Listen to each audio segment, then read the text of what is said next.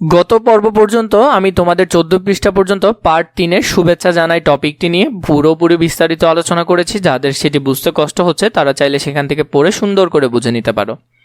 আজকে তোমাদের সাথে তোমাদের অনুশীলন সমাধানটি দিব। এটি তোমাদের জন্য খুব গুরুত্বপূর্ণ এবং অনুশীলন সমাধানটি একটু ভালো করে বোঝার চেষ্টা করবে। শুভেচ্ছা জানাই টপিকের অনুশীলন সমাধানটি দিব।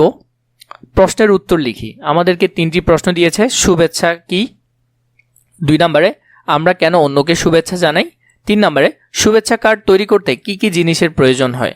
এই প্রশ্নগুলো আগে আমরা একটু করে দেখে নিই। প্রশ্নগুলোর উত্তরগুলো আমরা একটু যদি দেখে নিই। শুভেচ্ছা হলো ভালোবাসা, আনন্দ ও সৌহার্দ্য প্রকাশের জন্য কাউকে দেওয়া সুন্দর কথা বা বার্তা। 2 নম্বরে আমরা কেন কাউকে শুভেচ্ছা জানাই?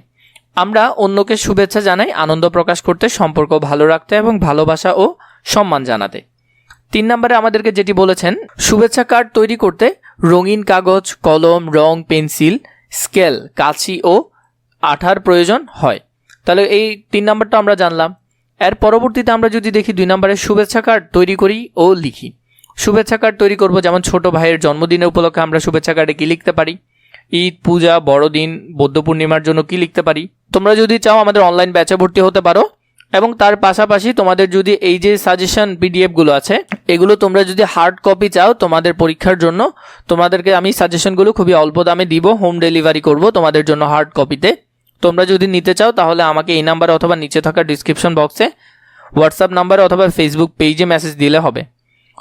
বাংলা নববর্ষের সময় আমরা কি বলতে পারি? মায়ের জন্মদিন উপলক্ষে কি বলতে পারি? বিজয় দিবস উপলক্ষে আমরা কি বলতে পারি? শুভেচ্ছা কার্ড তৈরি করি ও লিখি। ছোট ভাইয়ের জন্মদিন, শুভ জন্মদিন ছোট ভাই, সুখী ও সুস্থ থাকো।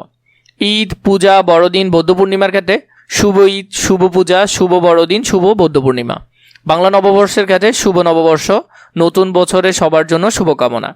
মায়ের জন্মদিন, শুভ জন্মদিন মা, তুমি আমার সবচেয়ে প্রিয়। বিজয় দিবসের শুভেচ্ছা, বাংলাদেশ চিরজীবী হোক। তো তোমাদের যদি এভাবে বাকিগুলোর সাজেশন প্রয়োজন হয় এবং আনসার প্রয়োজন হয় আমাকে কমেন্ট করে নিশ্চয়ই জানাবে। আমি ধারাবাহিকভাবে তোমাদের জন্য ভিডিওগুলো রেডি করব।